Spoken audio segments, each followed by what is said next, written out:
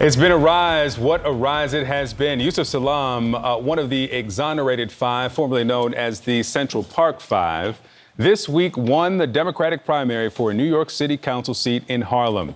Salaam was wrongly accused in 1989 and then convicted, along with four other Black and Latino teenagers, of raping a jogger in Manhattan Central Park. He spent nearly 7 years in prison before DNA evidence emerged linking someone else to the crime, and they became known, as I said, as the Exonerated Five. Now, the case against Salaam and the other accused teenagers dominated New York headlines and drew national attention.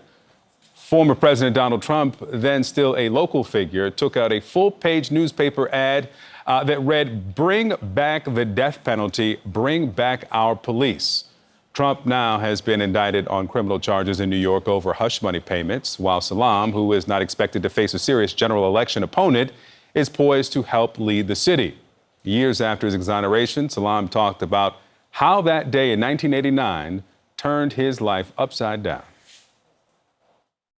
I was telling the officers the truth, and they took my words and they twisted it. I said, I'm gonna go to the cops, and I'm gonna tell them what I saw, and I'll be home before my mom gets back. And I came home 7 years later. Yusef Salaam joins us now. Sir, good to see you. Congratulations on the primary win.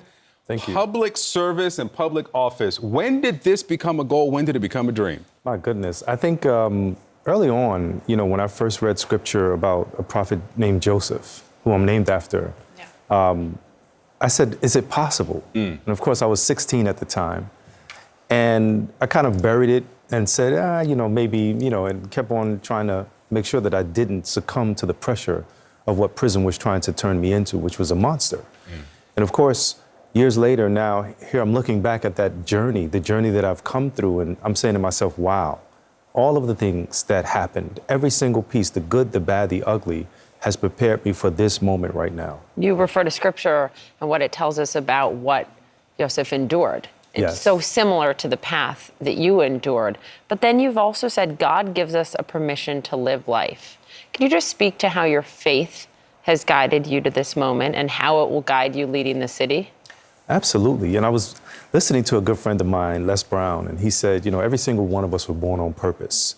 And the reason why we know this is because when our parents were in the process of creating us, it's the birds and the bees stories, but cleaned up for all audiences.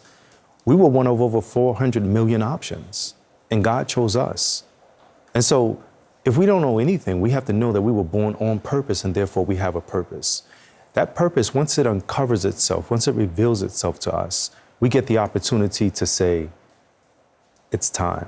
And for me, of course, I've been waiting to figure out why. And they say, if you can find the why, you can live anyhow. And of course, all throughout the journey, I knew that my faith was guiding me, was helping me. In fact, I was hanging on to the rope that God extends to all of us. And that's what literally allowed me to jump over, barriers, leaps and bounds, figure out ways forward. Really, in many ways, I think I call it resuscitating my own life. That life that was altered, that was interrupted, arrested development, if you will. I wasn't supposed to be able to come out unscathed. We still have indelible scars, of course, but at the same time, those scars allow me to be able to peer into the darkness, to understand where those pain points are for our people and say, you know what? I've been so close to the pain. We have to have a seat at the table. If we're not at the table, our lives are being decided for us. Therefore, we're on the menu. Wow. Speaking of being on the menu in your life, being decided for you, I mentioned the full-page ads back 30 years ago now from Donald Trump. I want to put the side-by-side of his ad and your ad after his arraignment. The similarities are clear here. What does this moment mean to you in that context, and what do you say to him now? It's the juxtaposition of knowing that we are in a divided states of America. We've constantly been trying to unite us as a people. And the type of energy Black people have always had has been energy of love, of acceptance, of equality and equity. We've never wanted revenge. That's never who we've been as a people. But the juxtaposition of being able to see here a sitting, well, a former president has received what I called karma in this life. It's us being able to put the mirror up to all of us as Americans to say, hold on, if the exonerated five, as we are now known, did not get justice 34 years ago, in a country that says you're innocent until proven guilty, in a country that says slavery is alive and sick because of the punishment of crime, is this going to be a moment where we will finally see justice? And I'm saying that in the reality of knowing if we were actually guilty of these crimes, we should have gone to prison, but we weren't guilty. Your mother, Sharon Salam, spoke to the New York Times, and I was so struck by her quote because she was out there campaigning with you. She was up in Harlem on 125th Street, and she remembered, though, what it was like walking into the precinct, right?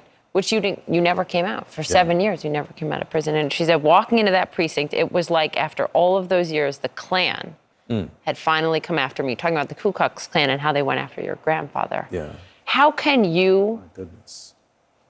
in that seat, change the justice system, change the impediments that are still there? You know, our job is to reflect the light. You know, I was plunged into darkness, and I had to find tools to build light in that dark space. And I think that that is the challenge. We have to lift as we climb. It's about moving mountains. It's about removing the barriers that are disallowing us to see clearly. In fact, when they told me what they told me about myself, the hope was that I would accept it. The hope was that I would say, you know what? I was born a mistake. So therefore now I'm going to live my life as if I'm a mistake. That's why I had to remind myself, you know, reading the letters that my grandmother sent me, accepting the visits that my mother gave when she came to visit me. It was those moments that allowed me to remember I was born on purpose, that I am my ancestors' wildest dreams, not their nightmares. And I think because of that, you know, those stories that my mother told me as I was growing up, she would always say I was raised in a Jim Crow South. I had no idea what she was talking about, telling me that she had to drive as a child in darkness because they heard the Klan was out, and she had to run to the front door and open it so that everyone would be able to get in. Because of course they would just pop up on you, you know? And here it is now in New York. I'm 15 and this happens to us. The spike wheels of justice runs us over, lays us out flat, and leaves us there. And now you're bringing that full life experience, that full narrative to the New York City Council. Yusef Salaam, thank you so much for being with us this morning. Again, congratulations on the primary win. My pleasure.